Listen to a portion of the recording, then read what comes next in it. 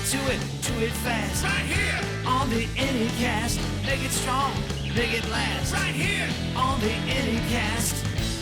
All right, I'm here today with, I believe, the podcast lawyer. I don't know if that's a trademark or not, but certainly that's what I've been told. The one, the only, Gordon Firemark. How are you? Hey, Matt. Thanks. Glad to be here. Yeah, I think it's a trademark. I think Okay. I also believe I'm the trademark, the podcast lawyer. Excuse me. But it is not a registered trademark. It's my brand, and I'm working on it. So the non-circle T, just the TMT. Only because there's, it's a descriptive term, so it needs to accumulate enough secondary meaning, and I think I'm there. I've got to get it done. I mean, I just did my part, I hope, so. So Gordon Firemark is the name. I'm an entertainment lawyer here in Los Angeles, California. I've been practicing law for 32 and change years. In the last 10 or so, I've become known as the podcast lawyer, and that's largely because I am also a podcaster. And when I started, I set about to do the due diligence and make sure I was doing things right. That led to writing the book on the subject called The Podcast Blog and New Media Producers Legal Survival Guide. Folks can find that at podcastlawbook.com. And I love helping creators. There was a day, there's always a line. There was a day where you were not a podcaster, and then the next day you were a podcaster. How did you get to the point of crossing that? Well, it's interesting. I was an early adopter as a listener. I was following Leo Laporte when they changed up the format of tech TV and it became G4 TV or something. And he created his show, his original show, Twit. And I was following it. I thought, oh, that's really cool. And then right around the same time, this fellow who had a podcast for videographers reached out to me and asked me to be a guest. And I would say the day I did that, that's probably 2006 or so, going on as a guest. And that evolved into being a regular on the show every few weeks. And then when he got accused by his boss of moonlighting and told to stop podcasting, I was bitten by the bug. So I started my show. Yeah. And Entertainment Law Update launched in early 2009. So been at it a long time. One of the things that I found really striking at Podcast Movement was the range of what I have called emotions around AI and how it's going to affect podcasting. How do you see the copyright, specifically implications around the AI generated content today? There's a couple of different sides to it. One is the copyright in the material that was used to train these tools, which is essentially basically everything that's available on the internet. Well, if I wrote something and someone asks the question and they should have found me to get the answer, it just cost me an opportunity or a client or something like that. So I'm worried that especially if the output is too similar to what I came up with. And frankly, the system wouldn't have been able to generate that output without my stuff, even if it isn't similar. So that's what the copyright holders are claiming about the ingestion side of it. Yeah. Then there's the side where if the output is too similar to the work I created, who do you point fingers at? Who's the infringer? It's a computer somewhere that theoretically compiled a bunch of information. But that sentence, that came from me. That paragraph, that came from me. That's another kind of copyright infringement of the distribution of a copy. And then there's the third angle on this, and that's the other side of this, is that the output of these machines, where there's no human involved in making the content, can anybody own that content, that output? Right. In all but a couple of countries around the world, the copyright authorities have basically said no. So it's another reason not to over-rely on these tools, because if you can't own what you've spent that time prompting and tweaking and polishing, well, now you've got some intellectual property that's yours and some that isn't. Right. And that's not so good. And is there a parallel to that? Like let's take the dumbest scenario I can think of while you were talking, which is like you potentially don't own the copyright to your own show notes. Right. If ChatGPT or if a language model prepared your show notes for you.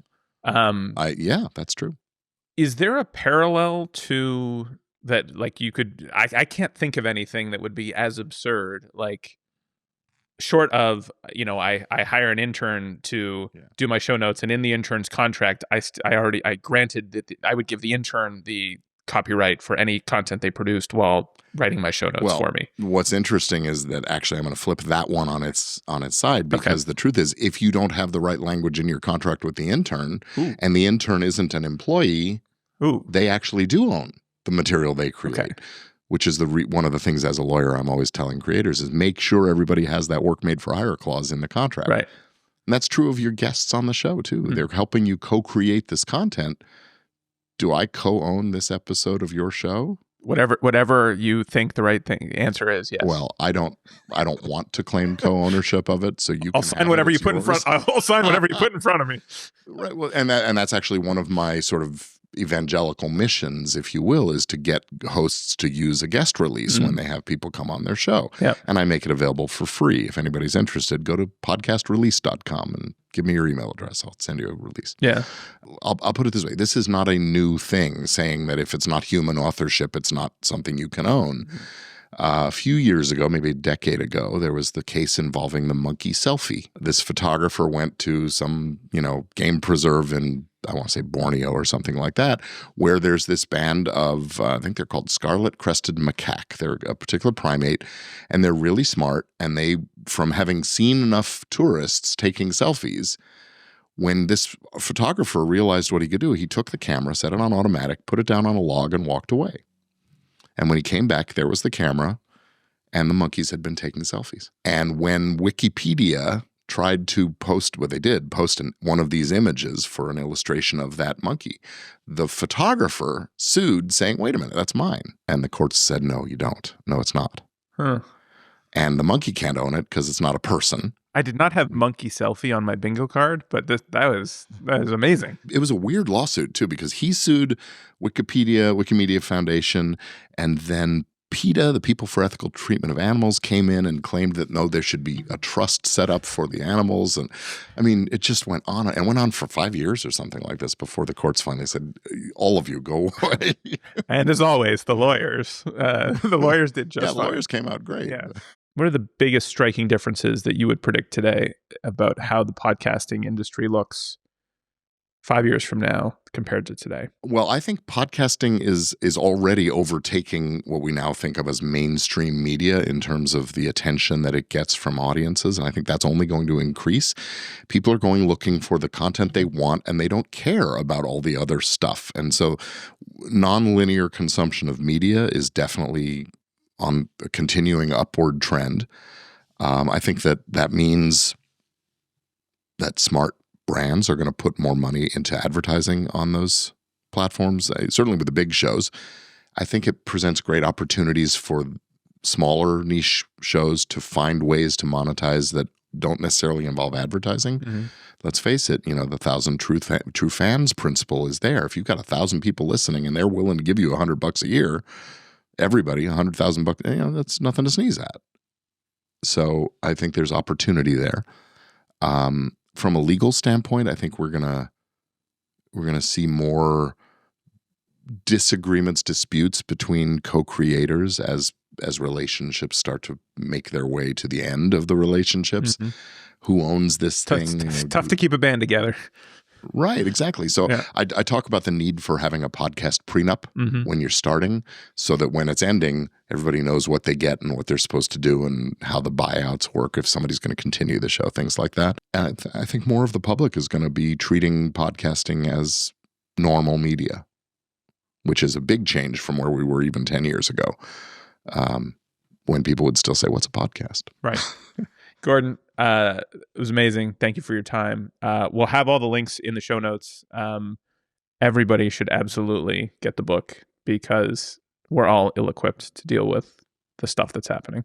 Well, get the book, get that release if you have guests, podcast release, and follow me on socials and on YouTube. I've got my Legit Podcast Pro is a YouTube and podcast show. I would love it if folks would listen there, and if I can be of any help, GordonFiremark.com is how you find me. So amazing, Matt. Thanks for having me. Thank you. Cheers.